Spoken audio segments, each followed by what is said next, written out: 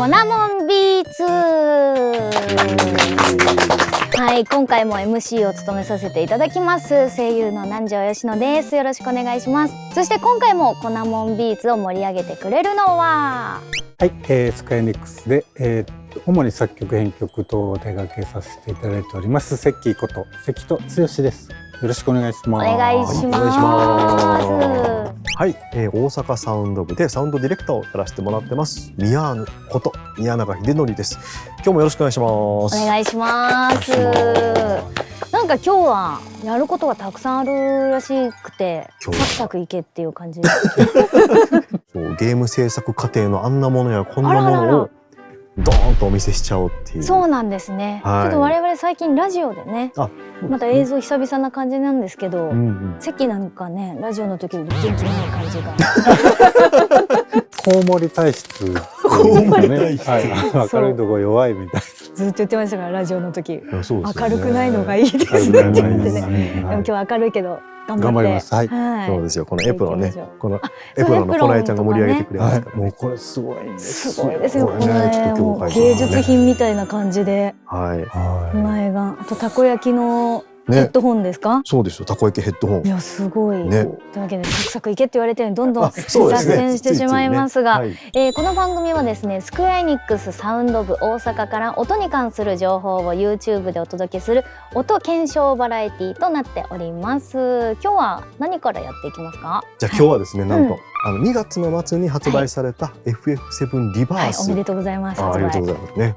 あそこで、今回僕はピアノのミニゲームっていうのがあって、それの制作とかを担当したんですけれども、そうラジオの方ではね私もやらせていただきましたね。そうですね。結構難しいミニゲームになってましたけど、奥が深そうな。その制作過程、どんな風に作っていったのかっていうのを、実際のデータとかをね交えながら今日はなんとドドーンとご覧いただいちゃおうと思います。実際のゲーム制作画面も今日一緒に見ていける。そうです。そうなんです。ね、ゲーム遊ぶのも楽しいけど、作ってる時どうなってるのかなって気になってる方は多いと思いますので、そうですね、貴重な映像ですね。それはそうですね。なかなかね見れないものだと思うので。そうですよね。ではセッキー。はい。コーナータイトルをはい、よろしくお願いいたします。頑張ります。はい。今日僕この一行のために来ました。そんなに？渾身の。はい。ゲーム制作裏側ビーツ。今日の仕事終わっちゃいましたね。お疲れ様でした。お疲れ様でした。というわけで、よろしくお願いします。まず何から？今日はね説明用のパワーポイントなんかも作ってきました。パワーポまで用意してくれたんですか？スライド作りましたからね。ちょっとスライドを見ながら。丁寧な。こんなわけで、FF7 リバースピアノミニゲーム、ができるまで、はいということでご説明していきたいと思います。はい。まずね制作フロー。すごい研修に来たみたいな。実際こうプロトタイプを一遍作って、でまず遊んでみれるものを作っていくんですね。一緒に作っていく方たちと同じ方向を見ないと、共通認識を持ってないとってことですもんね。そうなんですよ。で僕が今回このピアノミニゲームに参加したのは実はこのプロトタイプの次のステップからやったんですね。そうなんですね。そうなんです。途中からちょっとヘルプで入ったっていう形で。そうだったんだ。なのでちょっとそこのステップをご紹介していこうと思います。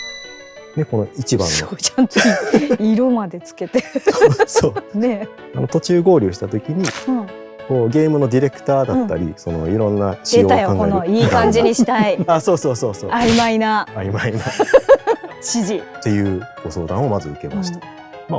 ざっくり言うとね、音ゲーとしての完成度をやっぱり上げたい。細かいことも言ってくださって、ディレクターさんね、ありがたいですね。大きく2つあったんですけどね。それからフリープレイモードって言って、いわゆるねゲームの音符が流れてきてそれに合わせるやつ以外に自由に演奏できるモードもあるんですけど、そっちの方はプレイヤーさんがもう自分たちの好きな曲を自由に弾けるようにしたいと相談を受けた時にもうすでに決まっていたことがあったんですね。なるほど。でそれが何かっていうと、こういう基本的な遊び方の操作のデザインはもう決まってたんですね。そうなんですよ。なるほど。これがアンリアルエンジン4っていうよくゲームエンジンと言われているものの画面なんですね。いろんな人たちが作った素材をここのゲームエンジン上に配置したりとか、設定をすることで実際にゲームがどんどん遊べるものに仕上がっていくっていうもので、今回この FF7 リバースはプレステ5用のタイトルですけども、はいこう制作の時はこのアンリアルエンジンはうん PC 上でこれ動いてるんですね。なのでこれ今実際 PC で動かしている画面になります。はい。ここでねもう一応ゲームの仕様がざっくりは決まっていて、で、この両方のスティックを使いますと。で右側のスティックはこうやってはい。 8方向にドレミファソラシドがアサインされてる。で左側はこうやってコードがはい。アサインされる。はい。一応切り替えで単音を鳴らすこともできるとか。だいぶ細かい仕様設定がもうすでに決まってたんですね。そうですね。なのでこれは基本踏襲したい。この操作の仕方を踏襲したいっていうところからスタートをしました。ちゃんと後ろでクラウド弾いてるっていうね。そう、あれね、実はね、鍵盤弾いてる場所も合わせてあるんですよ。ちゃんとすごい。これはね、アーティストさん、グラフィックのアーティストさんのこだわりで。まあでもプレイヤーさんの力量によってクラウドがすごい弾けるかどうかが決まるってことですね。そうです。で左手の十字キーの左右で、コード、いろんなコードっていうのが音楽にはあるんですけども、そのいろんなセットを切り替えることができると。なるほど。でそのセットのページは6ページだよっていうことは決まってました。へえ。またそのコードをじゃあどういうものを登録するかっていうのはまだこれから仕様を変えていったり直していったりできると。で、こういう相談を受けた時にまず考えるのが、課題がどこにあるんだろうなっていうのを考えていくんですけども、まず一つ目で僕がこれ課題かなと思ったのが、音ゲーのモードね、そのゲームの音符が流れてきてそれに合わせて遊ぶとこですけど、ちょっとこれ課題だと思ってですね、操作がとにかく独特。そうですね。ラジオでやらせてもらった時結構スティックっていうのがこう上下とか決まってないからミスタッチみたいなのとか結構出やすそうな緊張感もあるっていう感じでしたね。そうなんですよ。斜めとか慣れるまで面白いと思う前に、いやこれもう面白くないわ、難しいわってプレイヤーさんがちょっと諦めちゃうんじゃないかと思ったので、モチベーションをなんかやっぱり遊ぶことに対してのモチベを上がるような仕掛けっていうのがいるなって思いました。触りたくなってずっと触っていたくなるような仕掛けとかってことですよね。でこの課題に対してじゃあどういうふうに解決したらいいかなって思って考えたのがこういう仕組みでした。伴奏がね、変化していく仕組み。ゲームのプレイが上手くなってコンボが続くと、バッキングがどんどんと豪華になってましたね。ラジオの方もぜひ聞いていただけたらと思うんですけどね。なんかねゲームが上手くなったら、楽器の演奏が上手くなったような快感というか、そういうものを味わえるようにしようというふうに考えました。だからもっとこうなんてコンボを続けたいとか、なんかそういう気持ちにもやっぱなりましたね。よかったです。まさにそれが思惑通りでしたね。はい。モチベーション上げる狙いでした。次もう1個目の課題があると思って、それ何かっていうと、例のフリープレイの自由に遊べるモードの方なんですけども、これはね一番最初の仕様だったら使えるコードのセットっていうのがちょっと少なかったんですね、実は。そうなんですね。でコードのページ切り替えっていうのも6つ分しかない。なのでどんな曲でも弾けるようにしたいっていうのは、ちょっとその仕様だと叶えられないと思って、でもあんまり操作を複雑にしたら、そうですね、12ページとかあってもすぐページ出せないですもんね。そうなんですよ。なのでこうやっぱ汎用的に、どんな曲が来てもできるような仕様を考えないといけないなと思いました。なるべくシンプルに、でもいろいろできると。そうなんです。なるほど。で、この課題を解決するためにこういうふうにしました。ちょっとここねかなり音楽もう全然わかんないです。僕もよくわかんないですけどコードの設計っていうのをね根本からちょっと見直しをしました。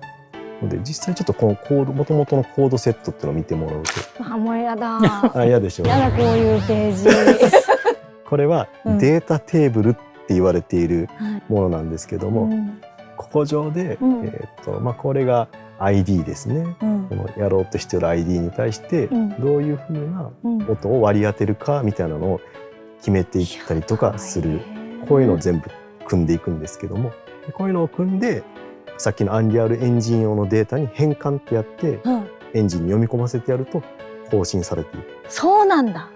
そういう仕組みになっているものなんですけども、目に見える前は文字と数字なんですね。そうです。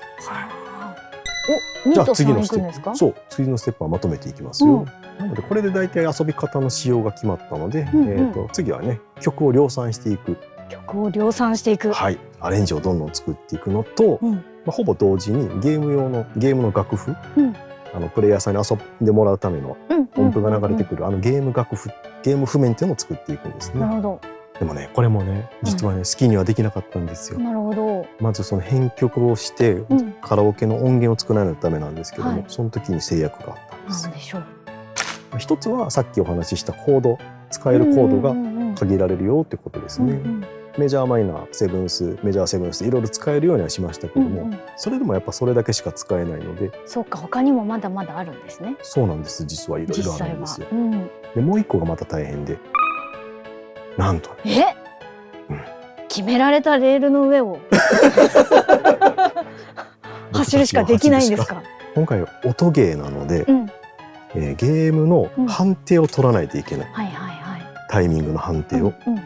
でコンピューターの世界では、というかプレステ5のこの場合は1秒間に60フレームっていう単位で、計算が回ってるんですね。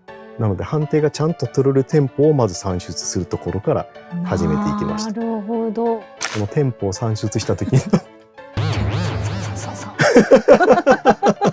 まずテンポっていうのがじゃあ何かからまず考えないとなんですけど、1分間にこの四分音符が何回なるかっていうことなんですね。それでいうと一番わかりやすいのでいうと BPM60 なんですね。BPM60 ってことは1分間にこれが四分音符が60回なる、つまり四分音符1個は1秒ですね。の世界ってことですね。そうです。でコンピューターの世界だと、60フレームでこの場合回っているので、1秒は60フレーム、なので四分音符60フレームで回ってるよってことになりますね。四分音符60ってことは8分音符だと半分なので30フレーム、16分音符だとさらにその半分なので15フレーム、ここまではいいんですけど、32分音符になったらさらに半分しないといけないけど、7.5 フレームになるので、もし作ろうとしている曲のゲーム譜面に32分音符があるとここの判定が取れない。点5はもうできませんよってことね。そうです。点ができませんよってことですね。そうですそうです。はい。作ろうとしている曲のゲーム譜面で一番ちっちゃい単位、演奏させる一番ちっちゃい単位をまず全曲割り出しをして、なるほど。でどのテンポを使うかっていうのをこうやって決めていったんですね。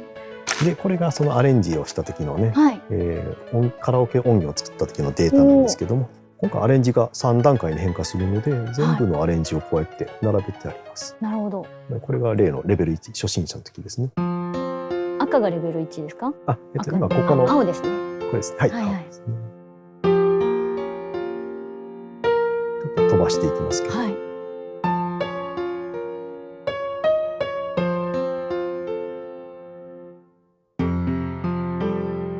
ちょっとこなれてきたやつ。そうです。レベル2ですね。ティファちゃんのテーマのやつですね。フローになると、恵子さん。すごい。もうだいぶ弾ける、だいぶどころじゃないですね。かなり弾ける人になりますね。そうですね。こうやってね、同じ曲を全部が音符データを並べて、アレンジの変化を作っていったんですね。でこういうのをやりながらこの一番上のところにこれコードネームの割り振りっていうのをしていくんですけども、この一通りバッと割り振った後にどの部分をゲーム楽譜の、左手がコードを演奏させる楽譜なので、どれを割り当てるかをこう決めていくんですね。なるほど。でこの場合はこれ水色にしてるのがゲーム楽譜に入れた、コードなんですけども、ここ上でこうやって、設定試しながら、赤い部分は赤い部分はここではこのコードが鳴ってるよっていうのを一通りまずはバッと設定をして、でその後に例えばここはじゃあやっぱゲーム楽譜に入れようかなってなったらこうやって印をつけて。入れてない音はゲーム上ではどうなってるんですか？入れてない音はゲーム楽譜では出てこない。勝手になってる。そうですそうです。でこっち側が実際またこれ出てきましたけど、データテーブルがこれがゲームの楽譜なんですよ。楽譜の元。まずそうですね、ここが右手の右手でのスティックで演奏させるメロディーの部分なんですけど、はいこうやって音階名が書いてあるんですね。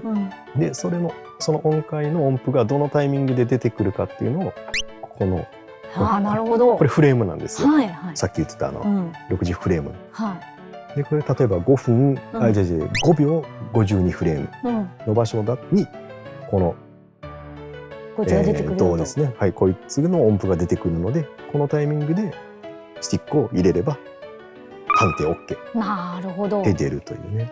なのでこれさっきのシーケンサーの方でいくと、3小節目の一つこれがメロディーの部分なんですけど、はい。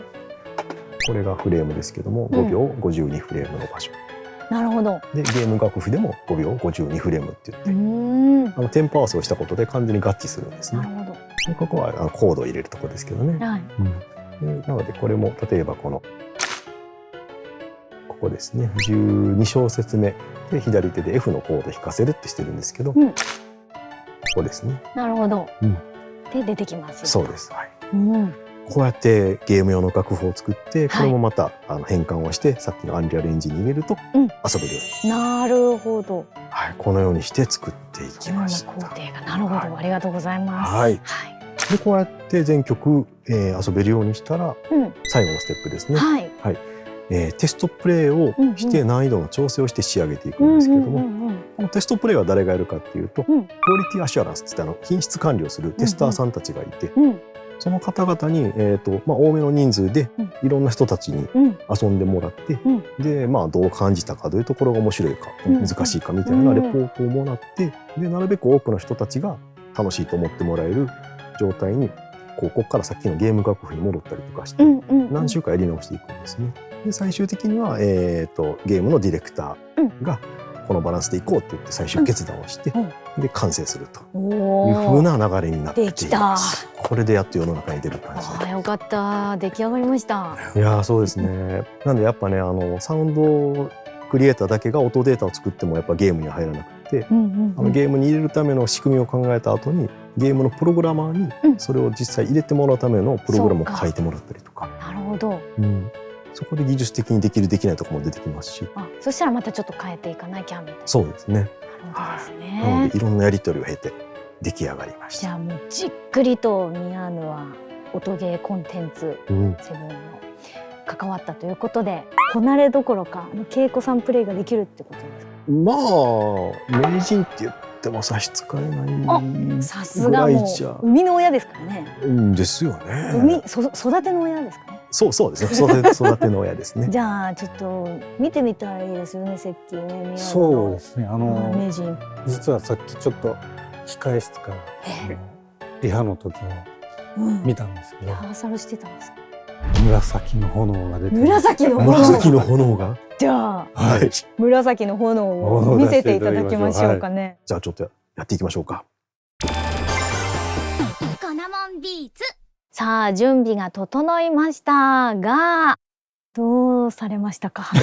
何かおかしなことありますか。ルールでね、台本も読めませんね。それじゃ全くね、今これから何が起きるのか。台本にはミヤーヌって書いてあります。マジ見えないですからね。読みましょうか、私が。すいません、はい。僕はね、画面見ながらであればもう余裕で S ランクを取れてしまうので、このアイマスクをつけた状態でプレイしたいと思います。課題曲ミヤーヌから発表してもらっていいですか。そうですね。今日は新コでチョコボっていうね。はい。今見てくださってる皆さんは曲聞こえてると思いますけど、どこがポイントですか。やっぱその123451234っていう普通のね4拍子と違う独特のリズム感やったりするので、ですね。そこのノリをうまくつかめるかどうかっていうところですかね。なるほど。さあそれではミヤーヌはいいですか。心の準備は。やってますよ。はい、ランク S を取ることができるのでしょうか。それではミヤーヌチャレンジスタートです。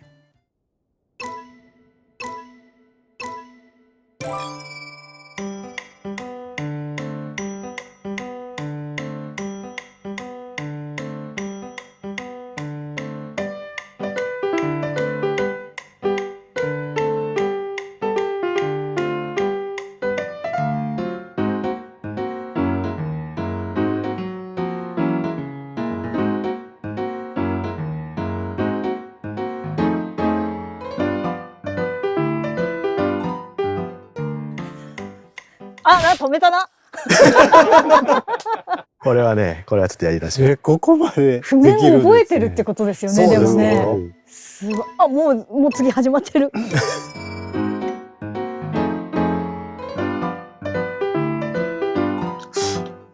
外した。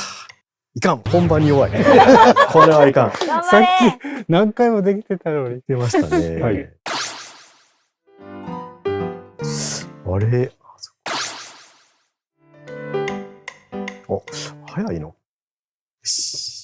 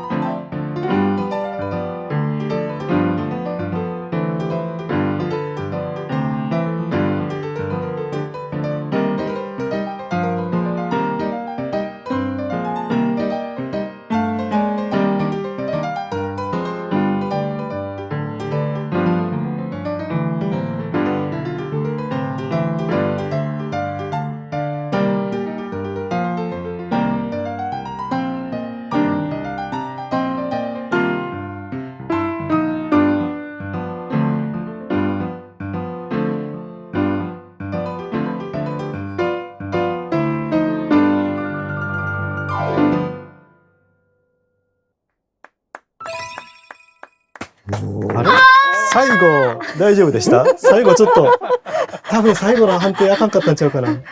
A ではこれ。ご覧ください。これはメガネ。あ、やっぱりか。いや今言ったと思ったんだけどな。最後早かったです。いや、そうなんですね。最後早かった。ちょっと待ちきれなかったですね。待ちきれなかった終わるのが。焦ってしまいましたが焦っちゃう、居残りでやっていただいて、あ、悔しい。ちょっと暗めの部屋でじゃあ最後いや、悔しいな。オンエアというかね、配信を楽しみにしてます。最後でもすごかったですいやね。悔しいな。ちょっとできないですいやよ。本当にはどうでした？挑戦してやっぱ緊張感が。やっぱ違いまねした、早くちゃんと終わらせんとダメだっていうこのプレッシャー。やっぱ練習環境とはね、そうですね。すごいなんか本当なんかコンサート見てるみたいな気持ちでしたもんね。いや、そうですね。全然緊張感も、息もできないみたいな感じで、すごかった席総括を。そうですね。もう今回こんなに詳しく僕も知らなくて見せていただいて、もうゲームの中に一つ楽器をもう作って入れ込んだ的なところがあったので、もう素晴らしく思いました。その楽器のもう名手となる宮本当に、しかももう十分ですよ。楽器まで譜面ね覚えてまでして、すごい努力の方だなと思いましたけど。必死でしたけどね。悔しい。なんやったら僕が S にこう書き換えて。マジですか。画面のところね。チートですね。はい、というわけで宮野ありがとうございました。すごいものを見せていただいて、またぜひ何か挑戦してもらいましょうねということなんですけど、やっていただけますか？またちょっとこのままじゃ引き下がれないのでね、頑張りますよこれは。はい、というわけでありがとうございました。以上、ゲーム制作裏側ビーツでした。このもんビーツ。それでは恒例のこちらのコーナー行ってみましょう。お便りビーツ。はい、じゃあ早速紹介していきます。今回はね深いというかしっかりお答えいただきたいなという質問が届いております。ご紹介いたします。粉もんネーム豚玉でご飯3杯さんからいただきました。すっごい気持ちわかります。はじめまして、粉もんネーム豚玉でご飯3杯と申します。スクエアエニックスミュージックに関しては20年くらい前から音楽や企画などとても楽しませてもらってます。さて質問なのですが、セッキーやミヤーヌのようにゲームミュージックの音楽担当としてスクエニやその他の、ゲームメーカーへ就職するためにはどのようなことができなければいけないのでしょうか。この番組の視聴者には将来音楽担当としてゲーム業界に関わりたいと思っている人は多いのではないかと思うのです。作曲や効果音を作れる人は今の時代たくさんいると思います。プロとしてこのような要素、例えば作曲だけでなくプログラミング要素もいるぞなど、他心構え、コミュニケーションなどが必要になるというような具体的な例があれば知りたいです。セッキー・ミヤーヌが入社前はできなかったけど今は仕事をしながら身につけたスキルなども聞いてみたいですね。どのようなことができなければいけないのか、具体例もね、あったらということでしたけども。そうですね。そもそも作るのが好き、ものを作って何か形にすることがやっぱりお好きで、とにかくちゃんと作ってくるということをやってこられたかどうか。完成までさせられてきた経験があるってことですね。それがどうしても必要になりますね。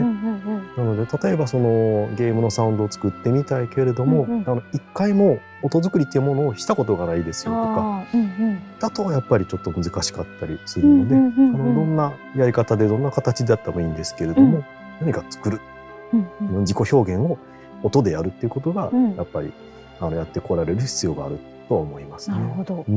プログラムのことは知ってると強いっちゃ強いのは間違いないんですね。やっぱりプログラムを使ってゲームを作っていく仕事なので。さっきのとかですよね。そう例えばですけど、ああいうふうなデータを扱う部分だったりとか、仕組みを理解していくって必要があるので、事前にプログラム知識があれば強いけど、後からでも頑張ればいける部分だと思いますね。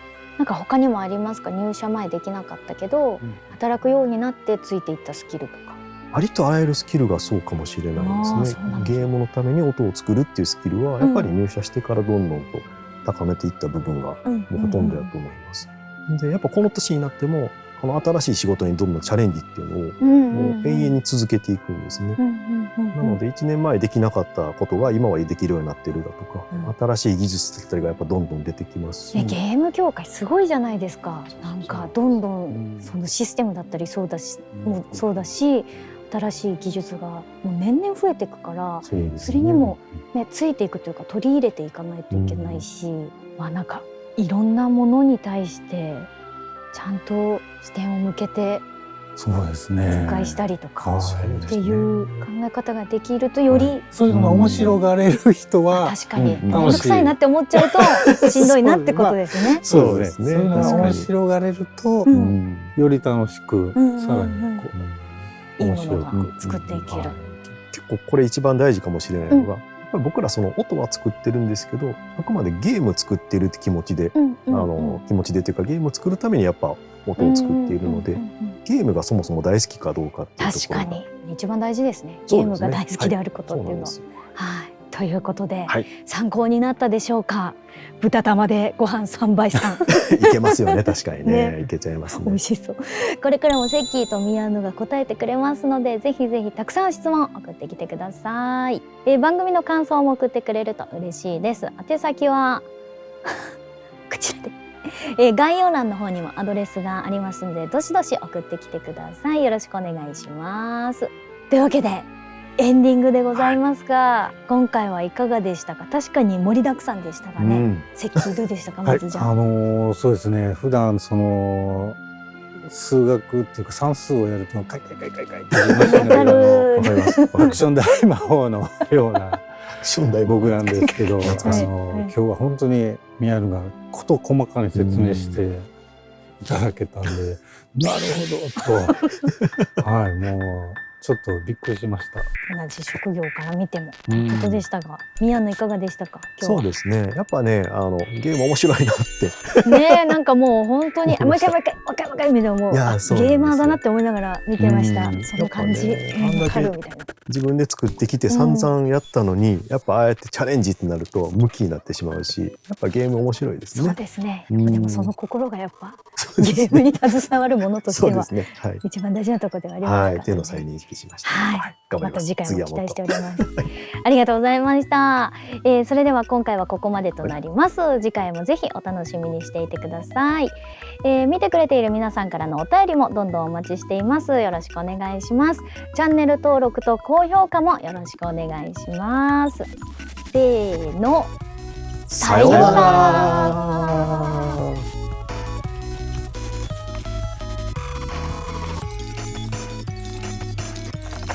ちゃう？取れた。もうやっぱり本番弱いな。